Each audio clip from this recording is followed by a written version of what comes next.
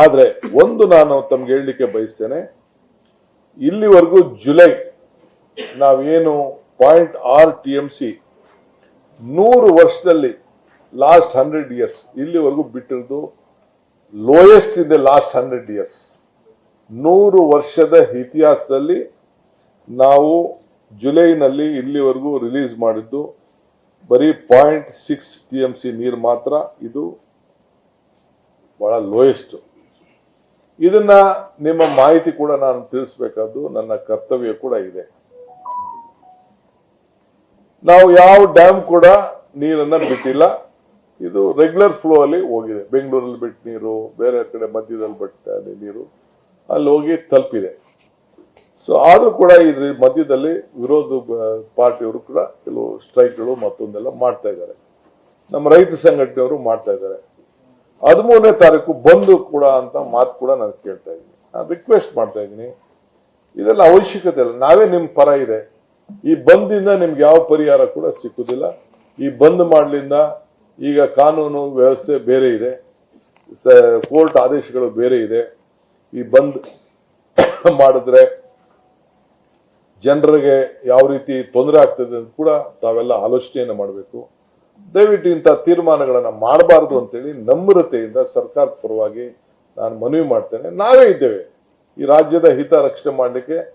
ಜನ ನೀವೆಲ್ಲ ಸೇರಿ ನಮ್ಗೆ ಅಧಿಕಾರ ಕೊಟ್ಟಿದ್ದೀರಿ. ನಿಮ್ಮ ವಿರುದ್ಧ ಯಾವ ಕಾರಣಕ್ಕೂ ನಾವು ಕೆಲಸಗಳನ್ನ ಮಾಡುವುದಿಲ್ಲ. ನಮ್ಮೆಲ್ಲರೂ ಕೂಡ ನಾಯಕರುಗಳನ್ನ ವಿಶ್ವಾಸಕ್ಕೆ ತೆಗೆದುಕೊಂಡು ನಾವು ತೀರ್ಮಾನವನ್ನು ನಾವು ಮಾಡ್ತೇವೆ.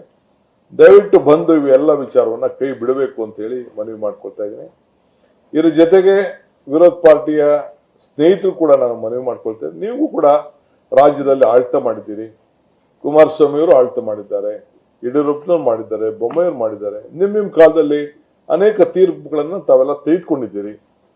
ಹಿಂದೆ ನಾಗೇಗೌಡರು ಇರಿಗೇಷನ್ ಮಿನಿಸ್ಟರ್ ಆಗಿದ್ದಾಗಿಂದ, ಜಯೇಶ್ ಪಟೇಲ್ ಇರಿಗೇಷನ್ ಮಿನಿಸ್ಟರ್ ಆಗಿದ್ದಾಗಿಂದ, ಏನು ದೇವೇಗೌಡರು ಪ್ರಧಾನಮಂತ್ರಿ ಆಗಿದ್ದಂತ ಸಂದರ್ಭದಲ್ಲೂ ಕೂಡ ಏನ್ ತೀರ್ಮಾನಗಳಾಗಿದೆ ಅನ್ನೋದನ್ನ ದಾಖಲೆ ನಾನು ಇವತ್ತು ಚರ್ಚೆ ಮಾಡೋಕೆ ನಾನು ಹೋಗುದಿಲ್ಲ, ಅವಶ್ಯಕತೆಯೂ ಇಲ್ಲ. ಆದ್ರೆ ಆ ಸಂದರ್ಭದಲ್ಲಿ ಕೆಲವು ತೀರ್ಮಾನಗಳು ಆಗಿದೆ. ಇದಕ್ಕೆ ನಾನು ಚರ್ಚೆ ಮಾಡೋಕೆ ಹೋಗುದಿಲ್ಲ. ರಾಜ್ಯದ ಹಿತಕ್ಕೆ ಕೆಲವು ಸಂದರ್ಭದಲ್ಲಿ ತೀರ್ಮಾನಗಳು ಆಗಿದೆ. ಇವತ್ತು ನಾಳಿದ್ದು ನಾವು ಏನು ತೀರ್ಮಾನ ಚರ್ಚೆ ಮಾಡ್ತೇವೆ, ಅದಾದ್ಮೇಲೆ ಒಂದು ಅಭಿಪ್ರಾಯಕ್ಕೆ ಬರ್ತೇವೆ ಮುಂದಕ್ಕೆ ಏನ್ ಹೋಗ್ಬೇಕು ಅನ್ನೋದನ್ನ. ಇವತ್ತು ತಮ್ಗೆ ನಾನು ಇನ್ನೊಂದು ರಿಕ್ವೆಸ್ಟ್ ಏನಂದ್ರೆ, ನನಗೆ ಚೀಫ್ ಮಿನಿಸ್ಟರ್ ಕೂಡ ಬರೋರು ಇದ್ದಾರೆ. ನಾನು 3ನೇ ತಾರೀಕು ಬರ್ತೀನಿ ಅಂತ ಹೇಳಿದ್ದಾರೆ. ನಾನು ಒಬ್ಬ ಚೀಫ್ ಮಿನಿಸ್ಟರ್ ನಮ್ಮ ಹತ್ರ ಬಂದು ಚರ್ಚೆ ಮಾಡ್ತೀನಿ ಅಂತ ಹೇಳಿದಾಗ, ರಾಜ್ಯದ ಹಿತಕ್ಕೆ ಚರ್ಚೆ ಮಾಡಿದಾಗ, ಹಿಂದೆ ಕೂಡ ನಾನು ಮುಖ್ಯಮಂತ್ರಿಗಳು ಭೇಟಿ ಮಾಡ್ತೀನಿ ಅಂತೇಳಿ ನಾನು ರಿಕ್ವೆಸ್ಟ್ ಮಾಡಿದ್ದೆ ಸ್ಟಾಲಿನ್ ಅವರು ಇದ್ದಂತ ಸಂದರ್ಭದಲ್ಲಿ. ಅವರು ಅದಕ್ಕೆ ಅನುಮತಿ ಕೊಟ್ಟಿರಲಿಲ್ಲ. ಮಧ್ಯೆ ಅವರ ಎಲೆಕ್ಷನ್ಸ್ ಬಂತು. ಸೊ ಆ ಎಲೆಕ್ಷನ್ ಬಿಸಿಲ್ ಅವರು ಇದ್ರು. ಸರ್ಕಾರ ಕೂಡ ಬದಲಾವಣೆ ಆಗಿದ್ದಾರೆ. ಈಗ ಹೊಸ ಚೀಫ್ ಮಿನಿಸ್ಟರ್ ವಿಜಯ್ ಅವರು ಬರ್ತೀನಿ ಅಂತೇಳಿ ಅವರ ಟೀಮ್ ಆಫ್ ಲಿಸ್ಟೇ ಕಳ್ಸಿಕೊಟ್ಟಿದ್ದಾರೆ. 5-6 ಜನ ಮಿನಿಸ್ಟರ್ಸ್ ಬರ್ತೀವಿ ಅಂತೇಳಿ ಅವರು ಕೂಡ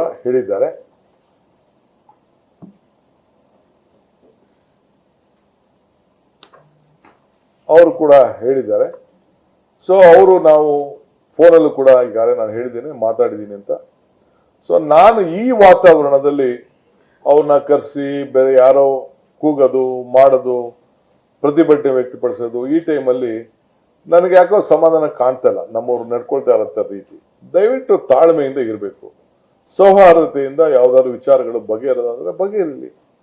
ಅವ್ರಿಗೂ ಹಿತ, ನಮಗೂ ಹಿತ. ನಾನು ಈಗಾಗಲೇ ನಿಮ್ಗೆ ಹೇಳ್ತಾ ಇದ್ದೇನೆ, ಈ ಮೇಕೆದಾಟು ಏನು ನೀರಾವರಿ ಇದೆ, the Mekedatu balancing reservoir, this is more helpful to Tamil Nadu than Karnataka. I am on record. Only we will be getting the benefit of 400 megawatt of power. We are native any point of time. This water can't be utilized for any of the irrigation projects. ಯಾವ ಕಾರಣಕ್ಕೂ ಕೂಡ ಈ balancing reservoir ಏನಿದೆ, ಈ 66 TMC reserve ಇದೆ, ಯಾವ ಕಾರಣಕ್ಕೂ ನಮ್ಗೆ ನೀರಿಗೆ ಉಪಯೋಗ ಮಾಡಲಿಕ್ಕೆ ನಮ್ಗೆ ಅವಕಾಶ ಇಲ್ಲ. ಇಂಥ ಡಿಸ್ಟ್ರೆಸ್ ಟೈಮಲ್ಲಿ ಏನು ಬಿಡುಗಡೆ ಮಾಡಬೇಕು ಅಂತ ಹೇಳಿ ನಮ್ಗೆ ಪಾಲನೆ ಏನಿದೆ, ಆ ಪಾಲನೆ ನಾವು ಮಾಡಬೇಕಾಗಿದೆ. ಮೊನ್ನೆ ಬಂದಂತ ಸುಪ್ರೀಂ ಕೋರ್ಟ್ ಜಡ್ಜ್ಮೆಂಟ್ ಏನಿದೆ, ಆ ಜಡ್ಜ್ಮೆಂಟ್ ಏನಿದೆ ಆ ಜಡ್ಜ್ಮೆಂಟ್ ಅಲ್ಲೂ ಕೂಡ ಅವ್ರಿಗೆ 177.25 TMC ನೀವು ಬಿಡ್ಲೇಬೇಕು ಅಂತೇಳಿ ಅವ್ರಿಗೆ ನಿರ್ದಿಷ್ಟವಾದಂತ ಆದೇಶವನ್ನ ನಮಗೂ ಕೊಟ್ಟಿದ್ದಾರೆ, ನೀವು ಪಾಲನೆ ಮಾಡಲೇಬೇಕು ಅಂತ. ಅದಾದ್ಮೇಲೆ ನಮ್ಮ ಜಾಗದಲ್ಲಿ ನೀವು ಕಟ್ಕೊಳಕ್ಕೆ ನಿಮ್ಗೆ ಅವಕಾಶ ಇದೆ ಅನ್ನೋದು ಕೂಡ ಅವ್ರು ಹೇಳಿದ್ದಾರೆ. ಇದನ್ನ ಈಗಾಗಲೇ ಪಾರ್ಲಿಮೆಂಟ್ ಅಲ್ಲೂ ಕೂಡ ಕೆಲವು ಸಂಸತ್ ಸದಸ್ಯಗಳು ಪ್ರಶ್ನೆ ಹಾಕಿದಾಗ ಅದನ್ನೇ ಕೇಂದ್ರ ಸರ್ಕಾರ ಕೂಡ ಅವರು ವ್ಯಕ್ತಪಡಿಸಿದ್ದಾರೆ. ಈ ಮಧ್ಯದಲ್ಲಿ ಅವರು ರೆಸಲ್ಯೂಷನ್ ಕೂಡ ಅವ್ರು ಮಾಡಿದ್ದಾರೆ. ಅದು ಅವ್ರ ರಾಜಕಾರಣ, ಅದಕ್ಕೆ ನಾನು ಕ್ವಶನ್ ಮಾಡಕ್ಕೆ ನಾನು ತಯಾರಿಲ್ಲ, ನಮ್ಮ ಡ್ಯೂಟಿನೂ ಅಲ್ಲ. ಅವ್ರ ರಾಜ್ಯ ಹಿತಕ್ಕೆ ಏನ್ ಬೇಕೋ ಅವ್ರು ಮಾಡ್ಕೊಳ್ಳಿ. ಆದ್ರೆ ನಾವು ನಮ್ಮ ರಾಜ್ಯದ ಹಿತಕ್ಕೆ ನಾವು ಏನ್ ಬೇಕೋ ನಾವು ಮಾಡ್ಕೊಳ್ತೀವಿ. ಅದಕ್ಕೆ ಏನ್ ಬೇಕೋ ನಾವು ಕಾನೂನು ಚೌಕಟ್ಟಿನಲ್ಲಿ ಕೆಲವು ಅನೇಕ ವ್ಯಾಜ್ಯಗಳು, ವ್ಯವಹಾರಗಳು, ಅಪ್ಲಿಕೇಶನ್ಸ್ಗಳು ಇವೆಲ್ಲ ಕೂಡ ಇದೆ. ತಮಿಳುನಾಡು ವಿಚಾರದ ಮೇಕೆದಾಟು ವಿಚಾರದಲ್ಲಿ ನಾವಾಗಲೇ ಅವ್ರಿಗೆ ಅಪ್ಲಿಕೇಶನ್ಗೆ ಮಣ್ಣೆ ಮಾಡಿದ್ದೀವಿ. ಕೆಲವು ಕ್ಲಾರಿಫಿಕೇಶನ್ ಕೇಳಿದ್ದಾರೆ. ನಿನ್ನೆ ಕೂಡ ಕೆಲವು ತಿರಸ್ಕಾರ ಆಗಿದೆ ಅಂತ ಹೇಳಿದ್ರೆ ತಿರಸ್ಕಾರ ಅಲ್ಲ, ಅದು ಕ್ಲಾರಿಫೈ ಮಾಡಬೇಕು ಅಂತ ಹೇಳಿದ್ದಾರೆ. ಅದನ್ನ ನಾವು ಏನ್ ಬೇಕೋ ಅಬ್ಸರ್ವೇಷನ್ ಕೆಲವರೆಲ್ಲ ಅದರಲ್ಲಿ ಮೆನ್ಷನ್ ಮಾಡಿದ್ದಾರೆ. ಅಬ್ಸರ್ವೇಷನ್ ಕೂಡ ನಾವೆಲ್ಲ ಅದನ್ನ ಗಮನಿಸಿ ನಾವು ಅದಕ್ಕೆ ಕಳಿಸ್ಕೊಟ್ಟು ನಾವೀಗಾಗಲೇ ಸಿದ್ಧತೆ ಏನ್ ಮಾಡ್ಕೊಳ್ಬೇಕು ಕಾನೂನು ಚೌಕಟ್ಟಲ್ಲಿ ನಾವು ಮಾಡ್ತಾ ಇದ್ದೇವೆ. ಸೊ ನಾನು ನಮ್ಮ ತಮಿಳುನಾಡು ಚೀಫ್ ಮಿನಿಸ್ಟರ್ಗೆ ಒಂದು ರಿಕ್ವೆಸ್ಟ್ ಮಾಡ್ತಾ ಇದ್ದೀನಿ, ಸ್ವಲ್ಪ ಡೆಫರ್ ಮಾಡೋಣ ನಮ್ಮ ರಿಕ್ವೆಸ್ಟ್ ನ, ಇದನ್ನ ತಮ್ಮ ವಿಸಿಟ್ ನ. ಸ್ವಲ್ಪ ಇಲ್ಲಿ ನಿಮ್ಮ ನೀರಿನ ಸೌಹಾರ್ದತೆ ಸ್ವಲ್ಪ ವರ್ಣ ಕೂಡ ನಮ್ಮ ಕಡೆ ಸ್ವಲ್ಪ ತೋರಿಸ್ತಾ ಇದ್ದಾನೆ, ನಮ್ಮ ಕಡೆ ವಿಶ್ವಾಸ ವ್ಯಕ್ತಪಡಿಸ್ತಾ ಇದ್ದಾರೆ. ನೀರು ಕೂಡ ಒಳ್ಳೆ ಬರ್ತಾ ಇದೆ. ಒಳ್ಳೆ ವಾತಾವರಣದಲ್ಲಿ ಒಂದು ಮೀಟಿಂಗ್ ಮಾಡೋಣ ಅಂತೇಳಿ ನಾನು ರಿಕ್ವೆಸ್ಟ್ ಮಾಡ್ಕೊಳ್ಳಿಕ್ಕೆ ಈಗಾಗಲೇ ನನ್ನ ಕೊಲೀಗ್ಸ್ ಹತ್ರ ಎಲ್ಲ ನಾನು ಮಾತಾಡ್ತಾ ಇದ್ದೀನಿ, ನಾನು ಮಾತಾಡ್ತೀನಿ. ಸೊ ಇನ್ನೊಂದು ಡೇಟ್ ನ ಫಿಕ್ಸ್ ಮಾಡಿಕೊಂಡು 3ನೇ ತಾರೀಕು ಬೇಡ ಈ ವಾತಾವರಣದಲ್ಲಿ ಅಂತೇಳಿ. ಯಾಕೆಂದ್ರೆ ಯಾರು ಹೊರಗಡೆ ಒಬ್ಬ ಅತಿಥಿ ಬರ್ಬೇಕಾದ್ರೆ ನಾವು ಬಹಳ ಸೌಹಾರ್ದತೆಯಿಂದ ನಾವು ಎಲ್ಲ ರಾಜ್ಯದ ಜನತೆ ಬೆಂಗಳೂರನ್ನ ಆಕರ್ಷಣೆ ಮಾಡ್ತಾ ಇದೆ. ನಾವು ಯಾರ ಮನಸ್ಸಿಗೂ ನೋಯಿಸಬಾರ್ದು. ನಾವು ಶಾಂತಿ ಪ್ರಿಯರು. ಈ ರಾಜ್ಯದಲ್ಲಿ ಶಾಂತಿನ ನಾವು ಕಾಪಾಡಬೇಕು. ಅವರು ನಮ್ಮಲ್ಲಿ ಕೆಲಸ ಮಾಡ್ತಾರೆ, ನಮ್ಮವ್ರು ಬೇರೆ ಕಡೆ ಕೆಲಸ ಮಾಡ್ತಾರೆ, ಯಾರಿಗೂ ತೊಂದರೆ ಆಗಬಾರ್ದು. ಸೊ ಎಮೋಷನಲ್ಲಿ ತೀರ್ಮಾನಗಳನ್ನು ಮಾಡಕ್ ಆಗಲ್ಲ.